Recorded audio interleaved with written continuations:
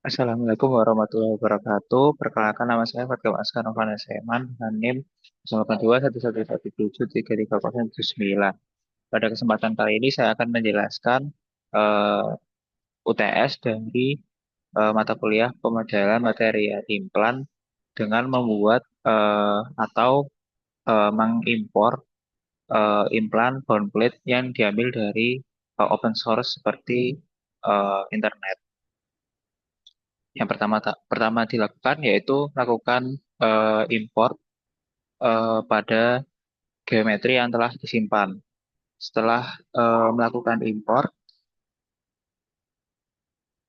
memastikan bahwa geometri yang telah diimport itu muncul di aplikasi ANSYS kita.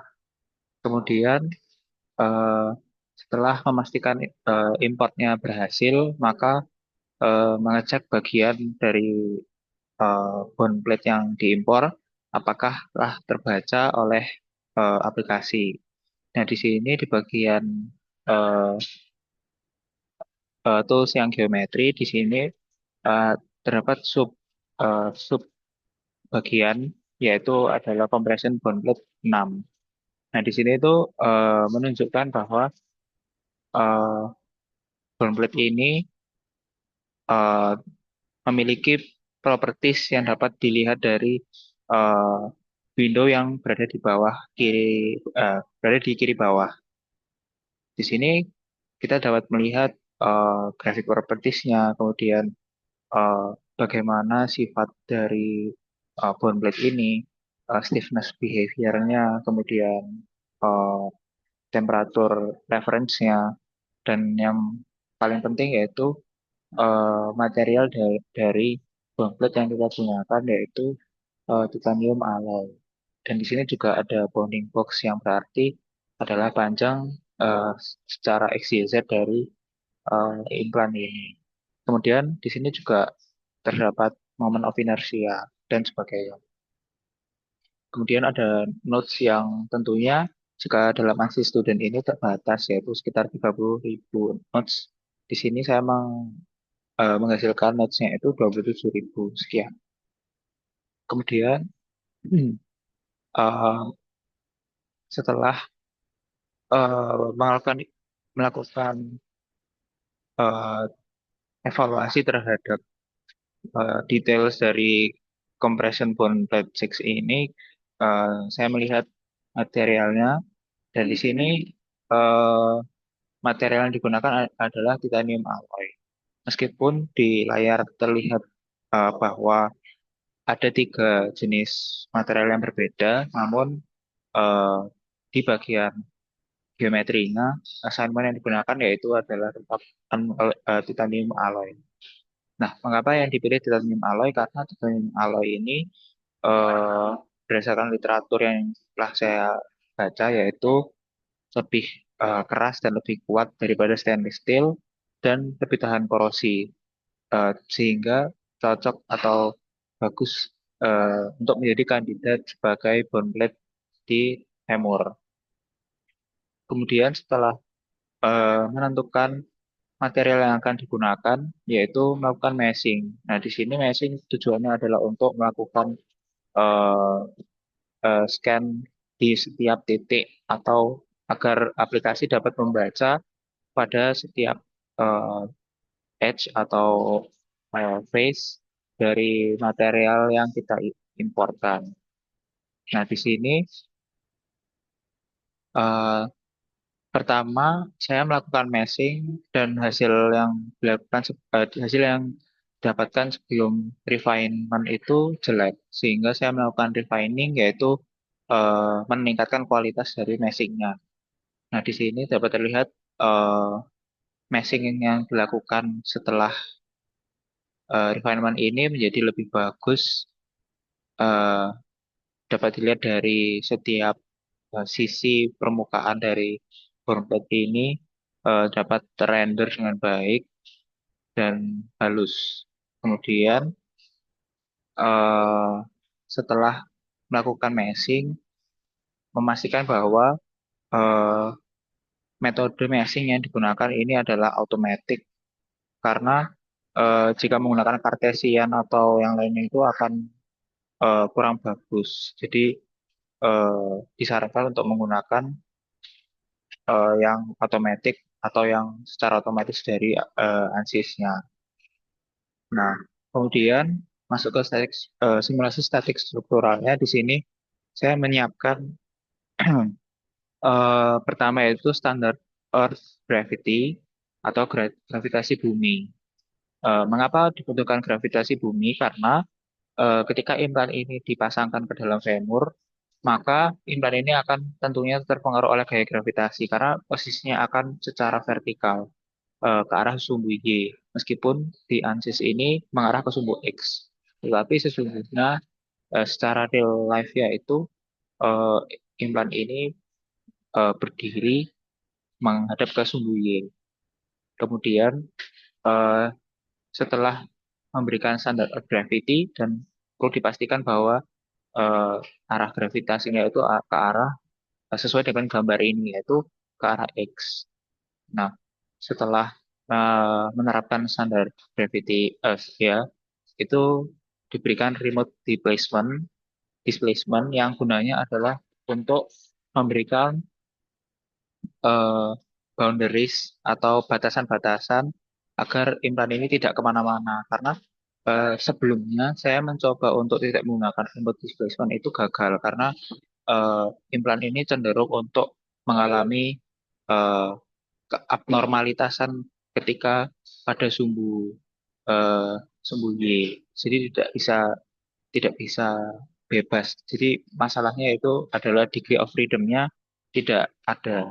Nah, setelah saya memberikan remote displacement itu eh, langsung bisa berjalan dengan mudah. Dan di sini mengapa nilainya nol semua? Karena eh, degree of freedom-nya ini diberikan nol alias tidak kemana-mana. Dan eh, untuk behavior-nya itu deformable karena eh, eh, implan ini harus bisa mengalami deformasi elastis. Jadi jangan sampai rigid karena kalau rigid nanti dia gampang patah. Nah, kemudian untuk beban yang digunakan itu menggunakan force dan di sini force-nya itu sebesar 4.707 yang jika dikonversikan ke kilogram yaitu setara dengan 480 kilogram. Di sini saya mengangkat kasusnya itu adalah eh, seorang obesitas yang memiliki berat badan 120 kilogram yang melakukan guide atau sebuah langkah atau bisa katakan berlari itu berdasarkan literatur yang saya baca ketika seseorang itu berlari itu menghasilkan eh, beban sebesar 4 kali dari eh, berat badannya. Jadi berat badannya 120 maka eh, bebannya yang ditumpuk oleh bone plate itu 4 kalinya, yaitu 480. Nah, jika dikonversikan ke dalam Newton, maka menjadi 4.707. Nah, dipastikan juga panah dari arah datangnya gaya atau beban itu dari atas ke bawah. Meskipun di sini eh, panahnya berada di tengah-tengah bone plate, tetapi pada real life-nya itu panahnya dari atas ke bawah di bagian kepala dari eh, pada tulang gitu. Jadi seperti itu untuk force-nya. Kemudian dilakukanlah simulasi. Nah, di sini simulasi yang dibutuhkan yaitu total deformation, yaitu pergerakan pada semua arah, directional deformation pada ke arah sumbu X ke bawah, normal stress secara distribusi. Jadi normal stress, shear stress, dan equivalent stress ini adalah distribusi tegangan eh, yang dibagi menjadi tiga, yaitu eh, secara normal, secara geser, dan secara rata. Nah, kemudian masuk yang total deformation ketika kita run.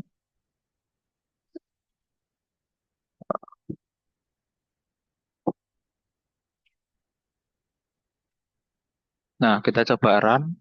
Nah, di sini dapat terlihat bahwa eh, ketika mengalami guide atau mengalami sebuah guide cycle, itu implannya akan memendek, akan-akan memendek, dan dia akan kembali lagi karena dia adalah titanium alloy, jadi dia memiliki kemampuan untuk mengalami deformasi elastis. Dan maksimal deformasinya ini adalah 0, sekian 6, eh, ya berarti 6,253 pangkat 10 min 8 atau 0,0 sekian. Dan paling rendah itu adalah 5,666 kali 10 pangkat min 10. Jadi eh, total deformasi atau deformasi dari segala arah yang dialami oleh eh, implan bone plate ini itu termasuk kecil karena dia rigid dan dia berhasil untuk eh, mempertahankan bentuknya dan dia tidak mengalami ruptur. Kemudian direksionalnya ini perbedaannya adalah jika directional deformation ini adalah defleksi yang hanya ke arah X karena di sini eh, bone plate-nya itu mengarah ke arah X, sumbu X. Jadi eh, directional deformation-nya itu ke arah X dan kita run. Nah, di sini terlihat sekali perbedaannya ketika eh, total deformation dan directional deformation. Di sini jika dibandingkan kecenderungan implan untuk bergerak ke arah bawah itu hanya pada directional deformation. Sedangkan di total deformation, kecenderungan implannya ini tertarik di dua arah, atas dan bawah. Dan pada eh, jika dilihat di total deformation ini, di bagian atas ya ujungnya ini adalah titik terbesar mengalami deformasi.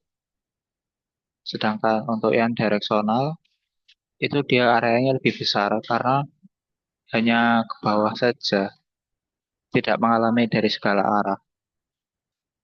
Nah, kemudian untuk normal stressnya ini adalah distribusi tegangan secara normal. Jika kita simulasikan, nah, jadi tegangan yang didapat itu tidak terlalu me- merusak implan. Jadi stres yang dialaminya ketika pada sumbu X itu hanya sebesar 1,7 kali 10 pangkat 6 Pascal. Lumayan besar, tapi eh, tetap mempertahankan bentuknya. Kemudian ketika dilakukan tegangan geser, itu menghasilkan eh, tegangan gesernya ini menyebabkan eh, menyebabkan stres sebesar 1,919 kali 10 pangkat 5 yang mana ini lebih kecil daripada dilakukan oleh normal stres. Jadi ketika ketika dilakukan simulasi tegangan geser ini lebih cenderung lebih kecil daripada eh, normal stresnya. Dan ketika saya membaca literatur ini termasuk normal karena kecenderungan implan ini untuk mengalami tegangan geser itu kecil karena kebanyakan pasti dari normal stress dan directional deformation karena dia hanya mengalami dari atas ke bawah. Kemudian secara secara meratanya di sini lumayan besar karena seluruh bagian dari implan ini mengalami stres atau tegangan. Dan di sini jika dibandingkan dengan total deformation itu lumayan eh, lumayan merubah atau lumayan melakukan perubahan pada bentuk implannya. Nah, jadi seperti ini dan titik paling besarnya itu di bagian bone screw, tempat untuk bone screw-nya, yaitu di bagian dalam eh, di dalam bagian dalam ini. Kemudian eh, besar stres yang dialami yaitu ketika mengalami beban sebesar 4.107 Newton itu adalah sebesar 2,245 kali 10 pangkat 6. Nah, lumayan besar. Kemudian untuk membahas mengenai modulus Young dan Poisson rate-nya itu di sini dapat dilihat project report-nya. Eh, nah, di sini modulus yang dialami oleh eh, implan ini adalah sebesar 9,6 kali 10 pangkat 10. Nah, di sini lumayan besar karena pada simulasi saya itu tidak menggunakan tulang. Jadi pada eh, hanya pada implannya saja tanpa tulang. Jadi lumayan besar dan Poisson rate-nya ini juga mendekati 0,5 karena mungkin ada eh, kekurangan yaitu ketika pada in real life-nya harus ada bone screw dan harus ada tulang dari femur itu. Ya demikian penjelasan singkat saya pada eh, bone femur bone plate yang telah saya buat. Eh, Mohon maaf jika ada kesalahan. Terima kasih. Wassalamualaikum warahmatullahi wabarakatuh.